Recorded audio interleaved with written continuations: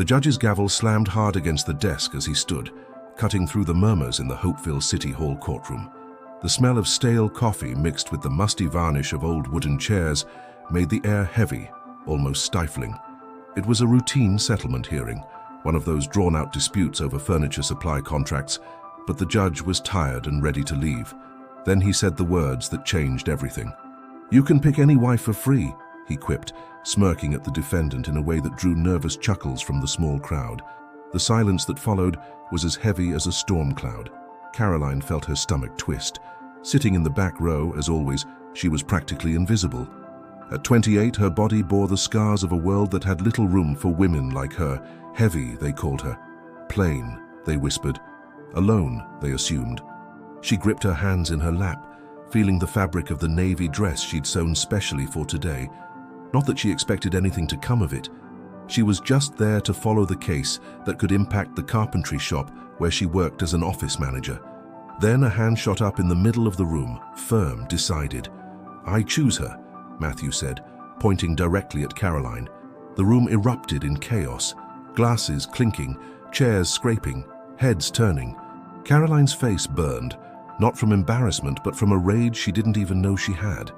Matthew Turner, owner of the biggest carpentry business in the county, a respected 42-year-old man, had just made her the center of attention. Was this a stunt? She knew him by sight. Graying temples, calloused hands, a serious demeanor that weighed every word before speaking. They'd never really talked, just exchanged polite nods when he picked up reports at the co-op where she worked. But now he stood there ignoring the whispers, the stares, the confusion. His face didn't show mockery. It showed something she couldn't quite read. "This is a bad joke," the opposing lawyer snapped, his voice shaky. "It's no joke," Matthew replied, still looking at Caroline. "If the judge says I can choose, I choose, and I want to talk to her, alone." The judge, realizing the situation had spiraled, banged his gavel 3 times. Hearing adjourned. "Everyone clear the room." His voice wavered as if he couldn't believe what he'd set in motion. Caroline stayed glued to her chair, legs refusing to move. People filed out, casting curious glances over their shoulders, whispering speculations she didn't want to hear. When the room was nearly empty, Matthew approached. "Do you want to talk to me?" he asked, his voice low and respectful. She met his eyes for the first time. They were brown, tired, but honest. "Why did you do that?" "Because I had to. Had to humiliate me." "No." He pulled up a chair and sat beside her, keeping a respectful distance. "I had to get you to listen. I knew you wouldn't otherwise." Caroline felt a strange mix of curiosity and indignation. "Listen to what?" Matthew looked at his hands before speaking. "I have a proposal for work, and maybe for life." She laughed, but it wasn't a happy sound. "For life? You don't even know me." "I know more than you think," he met her gaze. "I know you run the co-op better than any certified accountant. I know you revamped the inventory system and boosted profits by 30%. I know you sew your own clothes because you have great taste and know your money's worth more than any designer label." Caroline blinked, stunned. How did he know all this? "And I know you dream of starting your own sewing business, but don't have the capital to get it off the ground." Now she stared at him, fully alert. "How do you know that?" "Because I pay attention, and because I need someone like you." Her heart raced, but she kept her voice steady. "For what?" "My business is growing, but I'm just a carpenter. I don't understand spreadsheets, taxes, or negotiating with suppliers. You do." And he hesitated. "I've always wanted a real partner. Someone to build something with. I haven't found that anywhere else." "And you think you'll find it with me?" "I think you're the smartest woman I've ever met, and I think you deserve a lot more respect than this town gives you." Something stirred in Caroline's chest. Not love, not yet. Recognition. The rare feeling of being seen, truly seen. "And if I say no, then you say no, and I apologize for embarrassing you. But before you decide, will you give me a chance to explain properly?" She sat in silence for a long moment. Outside, the March sun warmed the pavement, and birds chirped in the town square's trees. Life went on as normal for everyone else, but not for her. Her life had veered off course in minutes, and she didn't know yet if it was for better or worse. "Okay," she said finally. "I'll listen. But let's be clear. If this is some kind of charity or pity, I'm walking out now. Matthew smiled for the first time since entering the courtroom. No charity. It's a partnership. Partnership. 50-50. You bring the brains and management. I bring the carpentry and startup capital. Together, we turn this into a real business. Caroline's stomach knotted. It sounded too good to be true. And the life part? Matthew grew serious again. That only happens if you want it. And only after a long time. I'm not a man who rushes, Caroline. I'm a man who builds things to last. She liked how he said her name, not like he was asking for a favor, but like he was offering respect. I need to think about it. Of course. How long do you need? A week. Fair enough. Can I ask you something? Go ahead. Are you mad at me? Caroline thought before answering. I am, but not for the reason you think. Then why? Because you made me feel hope. And hope hurts when you're not used to it. Matthew nodded slowly. I get that, but know this. I didn't say that on a whim. I thought long and hard before coming here today. If you say yes, I'll do everything to make sure you never regret it. Caroline stood, her legs shaky. I'm leaving now. I'll give you an answer in a week. All right. Where should we meet? Your workshop. If I'm saying yes, I want to see the place where we'll work together. And if you're saying no, same. I want to look you in the eye when I say it. Matthew chuckled softly. You're tough, aren't you? I have to be. I learned early that no one's going to fight for me but me. Yeah, but maybe now you've got someone to fight alongside you. Caroline didn't reply. She grabbed her purse, smoothed her dress, and walked to the door. Before leaving, she turned. Matthew? Yeah? Thanks for not laughing at me. I'd never laugh at you, Caroline. Never. She left the courtroom with her heart racing and her head full of questions. Outside, people lingered in groups, throwing curious glances her way. Caroline lifted her chin and walked firmly to the bus stop. She knew the next few days would be tough. The whole town would be talking about what happened. But for the first time in a long time, she also knew she had a real choice to make, and that changed everything. The week that followed was an emotional roller coaster. Caroline could barely focus at work. Every odd look on the street, every conversation that stopped when she passed, made her stomach churn. But she also felt something new, curiosity, a burning desire to know if Matthew was serious. On Thursday, she did some research. She visited the county clerk's office and pulled the records for Turner & Sons Carpentry. The business had been registered for 15 years, had no debts, and showed steady financials. Matthew wasn't lying about being a serious businessman. On Friday, she passed by the workshop during lunch, pretending she was heading to the bank. She saw employees leaving to eat, stacks of lumber in the yard, and smelled the fresh sawdust from the shop. It was a good smell. Honest work, things well made. On Saturday, she sewed a new dress. Olive green, 3/4 sleeves, with a hem that flattered her figure. Not to impress anyone, but because she needed to feel good for such a big decision. On Sunday, she took a long shower, carefully styled her hair, and looked in the mirror. For the first time in years, she liked what she saw. Not a perfect woman, not a showstopper, but a smart, capable woman who deserved respect. I'm going to say yes, she told the mirror, and she knew it was true. The decision brought immense relief, but also new fear. What if she was fooling herself? What if Matthew changed his mind once he saw her flaws? What if the partnership failed? But when she remembered how he'd looked at her in the courtroom, the steadiness in his voice when he said he'd never laugh at her, the fear eased. For the first time, she was betting on herself. And maybe, just maybe, someone was betting on her too. On Monday morning, Caroline woke to sunlight streaming into her small bedroom in the apartment she shared with a roommate. She put on the green dress, drank a strong cup of coffee, and set out to change her life. The bus was crowded, as always, but she barely noticed the bumps or noise. Her mind was fixed on the conversation ahead. The workshop sat at the end of Blossom Street, in an old but well-kept building. A front yard displayed finished pieces, tables, chairs, shelves, all crafted with care, with finishes that showed pride in the work. Caroline took a deep breath and pushed open the gate. Matthew was leaning against the counter, flipping through invoices. When he saw her, he smiled, a smile not of someone certain of victory, but of someone hopeful, yet afraid of disappointment. So, he asked, setting the papers down. I'm in, Caroline said, feeling a weight lift off her shoulders. Matthew's smile widened, but he didn't cheer or hug her. He just extended his hand. Partners? Partners, she confirmed, shaking his hand. And so, with a firm handshake in a workshop smelling of varnish and sawdust, Caroline began building a new life. She didn't yet know the challenges ahead, the obstacles, the people who'd try to tear them apart, the prejudices she'd face. But she knew one thing. For the first time, she wasn't facing life alone, and that made all the difference. The first days as a partner were a mix of excitement and terror. Caroline arrived early before the workers, standing in the middle of the shop trying to understand how it all worked. The smell of wood still made her a little dizzy, but it was a good kind of dizzy, like breathing deeply by the ocean. Matthew was right about one thing. She was good with numbers. In 3 days, she reorganized the finances and found they were losing money in ways they hadn't noticed.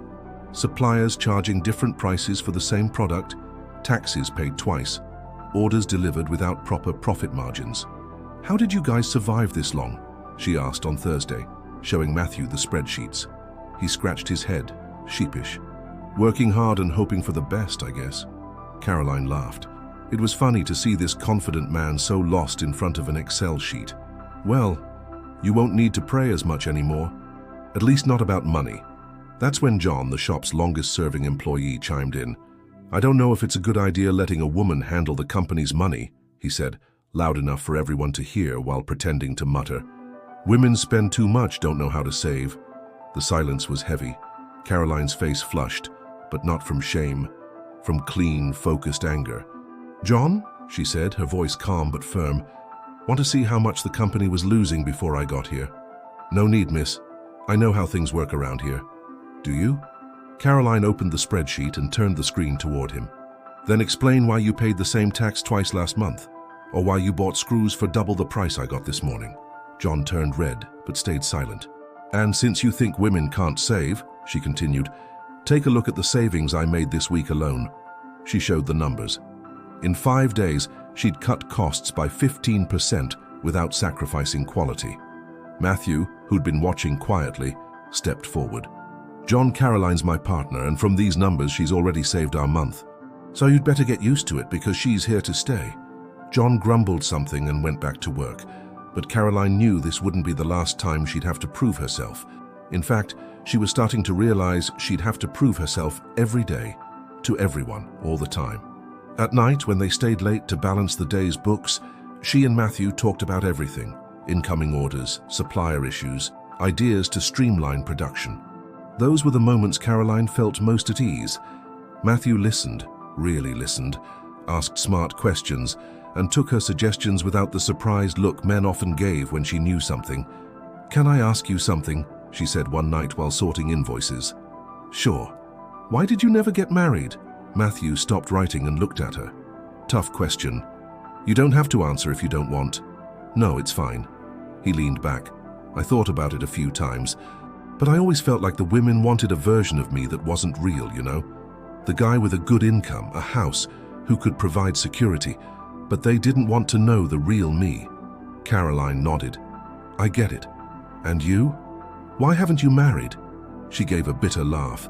Guys weren't exactly lining up, Matthew, and the few who showed up either wanted a free housekeeper or thought I should be grateful for any scrap of attention. That's awful. It is. But it taught me something.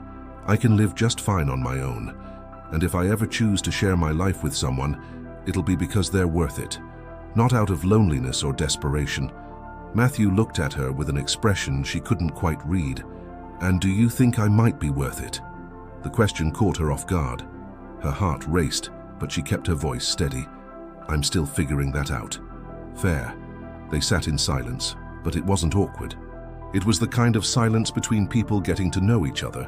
No rush, no pretense. The phone rang, breaking the moment. Turner Carpentry, Matthew answered. Caroline heard a loud female voice on the other end, too sharp to be polite. No, Veronica. I've already told you we're not getting back together, Matthew said, growing impatient. It doesn't matter if you've changed your mind. So have I. Veronica, stop.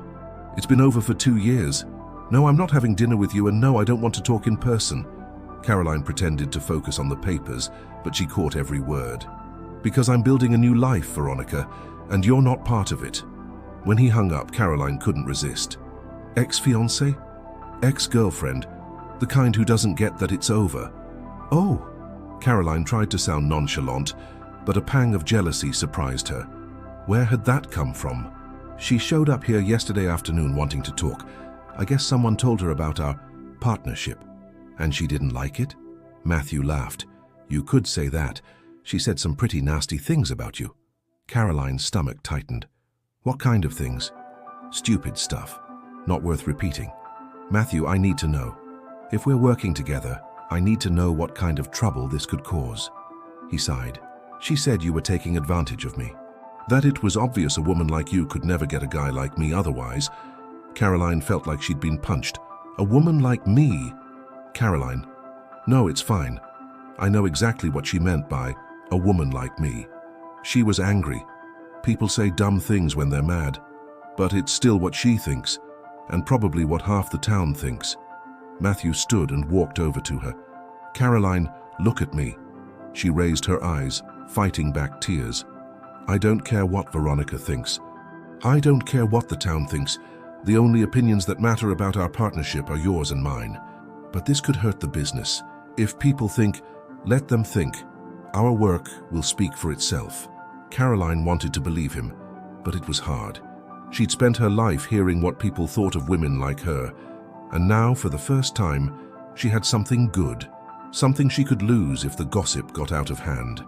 "I should go," she said, more to herself than to him. "Why?" "So I don't mess up your life." Matthew pulled up a chair and sat across from her. "Caroline, you want to know something? My life was a mess before you showed up. I worked like crazy, had no one to talk to about the problems, no one who got what I was trying to build here.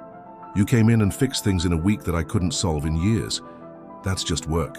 Any accountant could do that." "No, they couldn't. An accountant would do the job and leave. You care about this place. You have ideas. You want it to grow as much as I do." Caroline met his eyes. It was true. Since starting at the workshop, she felt an energy she hadn't felt in years. She woke up excited, thought about improvements, dreamed of possibilities. "Besides," Matthew continued, "if you leave now, Veronica wins. And I'm pretty sure you're not the type to let the Veronicas of the world call the shots." Despite her sadness, Caroline smiled. "I'm not." "Then stay. Let's prove everyone wrong." "How?" "By succeeding. Big time. So much success that no one can pretend not to see it." Caroline took a deep breath. He was right. She wasn't a quitter. And if there was one thing she was good at, it was working. "All right," she said, "but I have one condition." "What's that?" "I want to do more than manage. I want to create a new product line. Furniture no one else around here makes." "What kind of furniture?" Caroline smiled, her creativity sparking.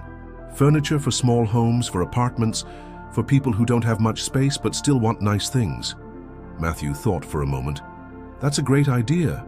There's a market for it." "There is, and I know exactly how to do it. I've studied it, sketched some designs in my head." "Then let's do it." "Really? Really? You design, I build. We sell together." Caroline felt a warm glow in her chest. For the first time, someone was taking her dreams seriously. The next days were intense. Caroline stayed late, designing furniture on the computer, researching trends, calculating costs. Matthew watched with genuine interest, suggesting woods, joints, and hardware. Their first piece was a modular shelf that fit in any small space. Caroline designed it, Matthew cut and assembled it. When it was done, they stood together, admiring the result. "It's beautiful," Caroline said. "It is. And it was your idea. But your hands made it." Matthew looked at her differently. "Our hands, Caroline. Our work." In that moment, she knew she wasn't alone anymore. She had a partner, someone who believed in her, respected her ideas, shared her dreams and fears. Maybe it was the start of something bigger than a business partnership. Maybe it was the start of a love story. But Caroline wasn't in a rush to find out. She was learning to savor each moment, each small victory, each shared glance. For now it was enough to know she wasn't invisible anymore, enough to know someone saw her not just as the rejected woman, but as the capable, intelligent woman with dreams worth chasing. And when the phone rang with the first order for the modular shelf, Caroline knew she was on the right path. The path to a life she was building, brick by brick, dream by dream. The next week brought good and bad surprises. The good, 3 more orders for the modular shelf after the first customer posted a photo online. The bad, Mrs. Celia, the workshop's nosy neighbor and Hopeville's biggest gossip, decided to share her unsolicited opinion. "Matthew, honey," she said one Friday afternoon, barging into the shop, "everyone's talking about you and that girl." Caroline was checking an order on the computer, pretending not to hear, but each word stung. "What are they saying, Mrs. Celia?" Matthew asked, not stopping his sanding. "Well, that you're being taken advantage of. A sharp girl like that, coming out of nowhere and becoming a partner. Everyone knows women like her have ulterior motives." Caroline felt the anger rise but took a deep breath. She'd decided not to stoop to responding to gossips. "Caroline's an excellent professional, Mrs. Celia, and our partnership is working out great. She might be professional," the woman went on, lowering her voice as if sharing a secret. "But don't you think it's odd a woman her age is still single? There's got to be something wrong with her." That was the last straw. Caroline stood and faced Mrs. Celia. "You're right," she said, surprising everyone. "I do have a problem." Mrs. Celia's eyes widened, expecting a scandalous confession. "My problem is, I've always had high standards. I've never settled for just any man to avoid being alone. I've always wanted someone who respects me, values me, sees me as an equal." Caroline paused, locking eyes with the woman. "And you know why that's a problem? Because men like that are rare. Most prefer women who don't question, who don't have opinions, who are grateful for any scrap of attention." Mrs. Celia was speechless for a moment. "But fortunately," Caroline continued, "it seems I finally found one of those rare men. Someone who sees my intelligence as a strength, not a threat." Matthew had stopped working entirely, staring at Caroline with a look she'd never seen before. "Now, if you'll excuse me, I have work to do. These orders won't fill themselves." Mrs. Celia left, muttering, but Caroline knew the story would spread through town by day's end. For the first time, she didn't care. Let them talk. She had bigger things to worry about. When they were alone, Matthew approached her. "You were incredible," he said. "I was rude." "No, you were honest and brave." Caroline's heart raced at the way he was looking at her. "Matthew? Yeah? When I said you were a rare man, I meant it." He took a step closer. "Caroline." "Yes? Can I kiss you?" She froze for a second. It was the question she'd been hoping for and dreading at the same time. "Yes," she whispered. The kiss was gentle, careful, like everything Matthew did. No rush, no desperation. The kiss of a man who knew the value of the moment. When they pulled apart, Caroline was trembling. "Does this change anything?" she asked. "It changes everything," Matthew said, "but only for the better." In that moment, surrounded by the smell of wood, the sound of birds outside, and the lingering feel of his lips, Caroline knew her life had taken a new direction, a direction she was eager to explore. The kiss changed everything, but not how they expected. Instead of making things easier, it complicated them. Caroline woke up thinking about Matthew's lips, the gentle way he'd held her face, the promise in that touch. But she also woke up afraid it was an illusion, afraid it would all crumble like a house of cards. Matthew seemed to feel the same. He became more attentive, more caring, but also more cautious, like they were both walking on eggshells, trying not to break the fragile magic between them. That's how they reached late May, with the first big rain of the year. Caroline was alone in the workshop organizing the week's orders when she heard a car pull up. Through the window, she saw a blonde woman step out of a silver Honda Civic, tight dress, high heels, flawless makeup. It didn't take a genius to guess who it was.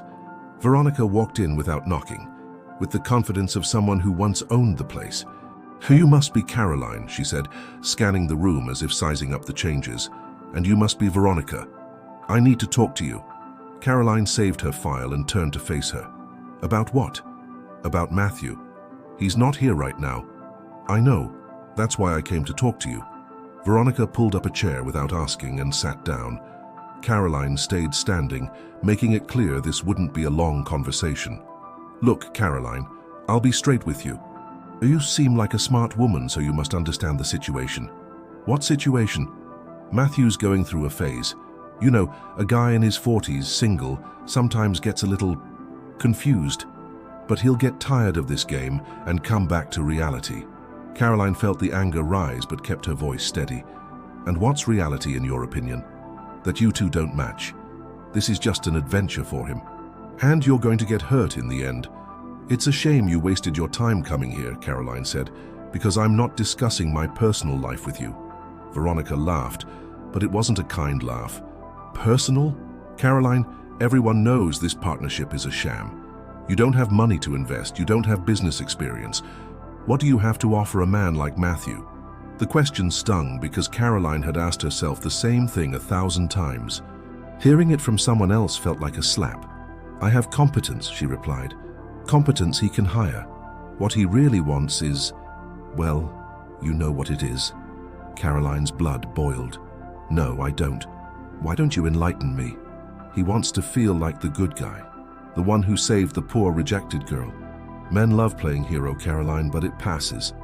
And when it does, he'll go looking for a woman who's his equal. A woman like you? A woman like me? Caroline stayed silent for a moment. Then, to Veronica's surprise, she smiled. You know what? You might be right. Maybe Matthew's with me out of pity, or charity, or to feel like a good guy. Maybe he'll leave me the first chance he gets. Veronica looked pleased. But here's the difference between you and me, Caroline continued. If that happens, I'll keep going. I'll keep working, growing, building things, because I don't need a man to exist. I'm whole on my own. And I'm not.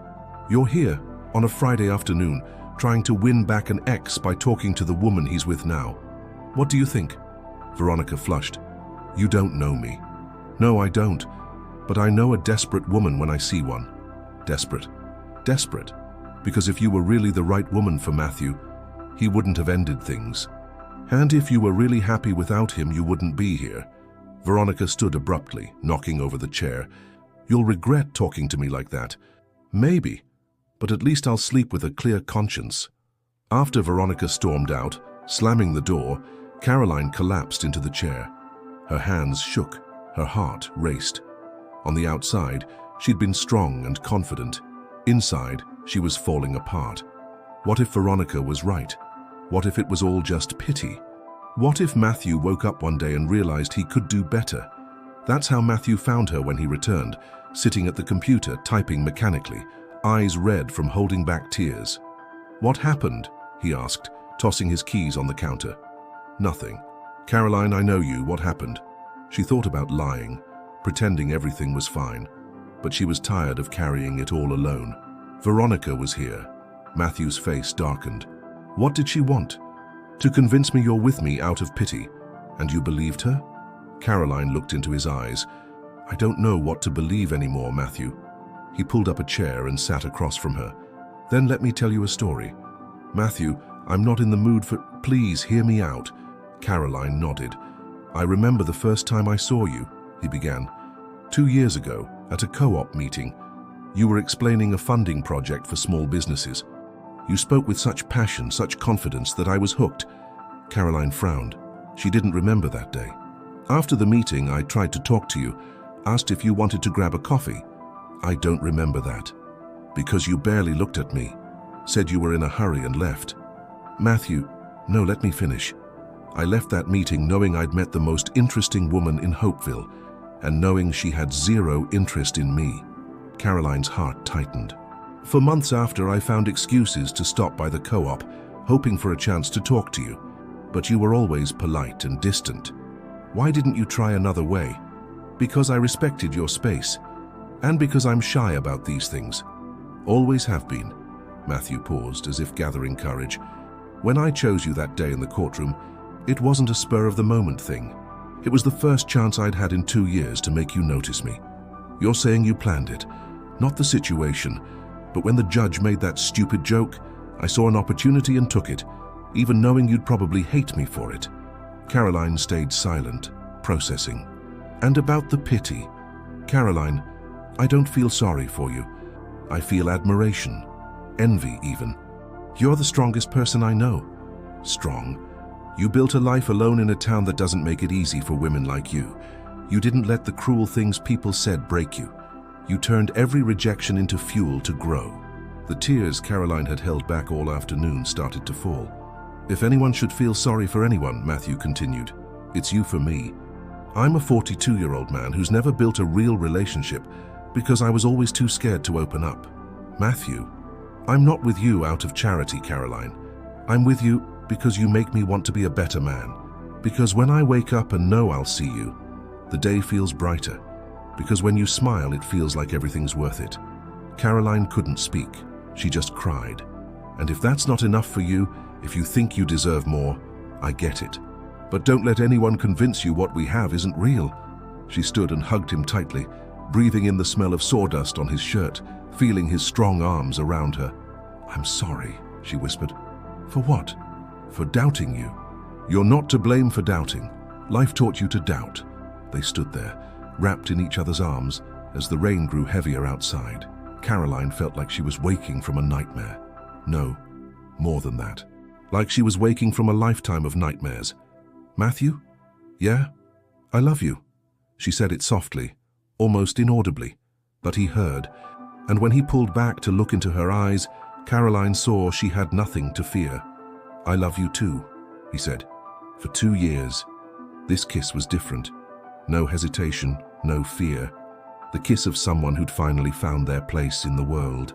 6 months later, on a warm December morning hinting at summer, Caroline sat on the porch of the new house they'd bought together, sewing cushions for the couch Matthew had built for their living room.